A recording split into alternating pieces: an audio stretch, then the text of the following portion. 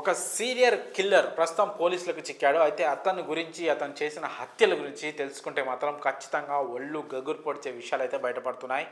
చాలా షాకింగ్ విషయాలు అయితే బయటపడుతున్నాయి. చాలామంది సైకో కిల్లర్స్ ఎవరిని చంపుతున్నాం, ఎందుకు చంపుతున్నాం అనే వాళ్ళకి స్పృహ లేకుండా చంపుతూ ఉంటారు. కానీ ఇక్కడ ఈ వ్యక్తి సరే ఆడపిల్లల మీద దాడులు చేసి ఆడపిల్లల మీద కోరికలు తీర్చుకొని చంపేసిన వాళ్ళని చూసాం. కానీ ఇతను మాత్రం మగవాళ్లపై తన కోరికలు తీర్చుకొని కామ వాంఛ తీర్చుకొని ఆ తర్వాత చంపేస్తున్న ఘటనలు అయితే ఇప్పుడు మనకి వెలుగులోకి వస్తున్నాయి. ఇది ఒక షాకింగ్ న్యూస్గా మనం చెప్పొచ్చు. ఎవరైతే ఈ సీరియల్ కిల్లర్ ఉన్నారో ఇతనికి మగాళ్ళంటే పిచ్చి. ఇతను ఒక హోమోసెక్సువల్, అంటే మగవారితో శారీరక సంబంధాలు పెట్టుకోవాలి, మగవారితో శారీరకంగా కలవాలి అనే కోరికలు ఉండడము హోమోసెక్సువల్గా మనం చెప్పుకోవచ్చు. అయితే ఈ వ్యక్తి ఏం చేశాడంటే మగవారితో శారీరక సంబంధం పెట్టుకొని ఆ తర్వాత వాళ్ళతో గొడవపడి వాళ్ళని చంపేశాడు. అలా దాదాపు 11 మందిని చంపాడు. కేవలం 18 నెలల కాలంలోనే 11 మంది మగవాళ్ళని అయితే ఇతను చంపేశాడు. ప్రస్తుతం ఈ ఘటనకు సంబంధించి దేశవ్యాప్తంగా సంచలనంగా మారింది. దీనికి సంబంధించి పూర్తి వివరాలు అయితే ఇలా ఉన్నాయి. పంజాబ్లోని హోషియాపూర్ జిల్లా గర్హశంకర్ చౌరా గ్రామానికి చెందిన 33 ఏళ్ల రామ్ స్వరూప్ అలియాస్ సోది ఇతను ప్రస్తుతం పోలీసుల అదుపులో ఉన్నాడు. ఒక హత్య చేసిన తర్వాత పోలీసులకు పట్టుపడ్డాడు. అయితే అతన్ని ఇంట్రాగేషన్ చేస్తున్న క్రమంలో సంచలన విషయాలు అయితే బయటపడ్డాయి. తాను ఈ ఒక్క హత్య కాదు, గతంలో ఇంకో 10 మందిని, మొత్తం మీద 11 మందిని చంపేశానని దానికి కారణాలు కూడా అతను చెప్తుంటే పోలీసులకి మైండ్ పోయింది. ఈ 33 ఏళ్ల రామ్ స్వరూప్కి ఇప్పటికే పెళ్ళైంది. గతంలో పెళ్ళైంది, తనకి 3 పిల్లలు కూడా ఉన్నారు. అయితే తను హోమోసెక్సువల్ కావడం వల్ల, మగవారితో శారీరక సంబంధాలు పెట్టుకోవడం వల్ల భార్యకి ఆ విషయం తెలిసింది. తన భార్యకి ఆ విషయం తెలియడం వల్ల తను ఏం చేసింది, ఆ భర్తను వదిలేసి పుట్టింటికి వెళ్ళిపోయి అక్కడే పనిచేసుకుంటుంది. 3 పిల్లల్ని తీసుకొని తను వెళ్ళిపోయింది. తను రామ్ స్వరూప్ ఒంటరిగా ఉంటూనే తన కొంతమంది మగవారితో మాట్లాడి వాళ్ళతో శారీరక సంబంధాలు పెట్టుకొని వాళ్ళ కోరికలు తీర్చుతూ తన కోరికలు తీర్చుకుంటూ కొంతమంది ఉంటారు అక్కడక్కడ.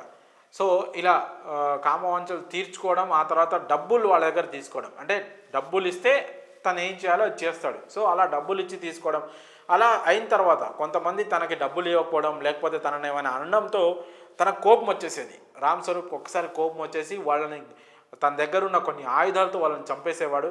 లేదంటే అక్కడ దగ్గరలో ఏదైనా బండరాయి, ఇటుక ఏదైనా పెద్దది ఉంటే వాళ్ళ తలపై మోపి చంపేసేవాడు. ఇలాంటి ఘటనలు 1 కాదు 2 కాదు, ఏకంగా 11 చేశాడు. ఆ 11 మందితో కూడా తను ముందుగా శారీరకంగా కలిసిన తర్వాత ఈ హత్యలు చేశాడు. తను వాళ్ళతో గొడవ పెట్టుకోవడమో, లేకపోతే తను అడిగినంత డబ్బులు వాళ్ళు ఇవ్వకపోవడంతో వాళ్ళని చంపేసినట్లు తనే పోలీసుల విచారణలు అయితే ఒప్పుకోవడం జరిగింది. మరి ఈ 11 హత్యలు ఎక్కడెక్కడ చేశాడో తనకు కూడా గుర్తులేదు. అందులో కొన్ని చెప్పాడు, ఒక 5 హత్యల గురించి చెప్పాడు. ఎవరెవరిని చంపాను, ఎక్కడెక్కడ చంపాను, ఎక్కడెక్కడ ఆ శవాల్ని పడేశానని పోలీస్ ఇంట్రాగేషన్లో చెప్పడం. పోలీసులు ఆ మృతుల వివరాలను కనుక్కొని ఆ మృతదేహాలను కనుక్కునే పనిలో పడ్డారు. ఇప్పటికే దాదాపు ఒక 3 నుంచి 5 మృతదేహాలను పోలీసులు వెతికి పట్టుకొని ఆయా కుటుంబ సభ్యులకు అప్పగించడం జరిగింది. ఇంకా 6 మిగతా 6 హత్యలు ఎవరిని చేశాడు, ఎక్కడ పడేశాడు అనే విషయాలు పోలీసులకు కూడా అంతుపట్టని పరిస్థితి అయితే నెలకొంది.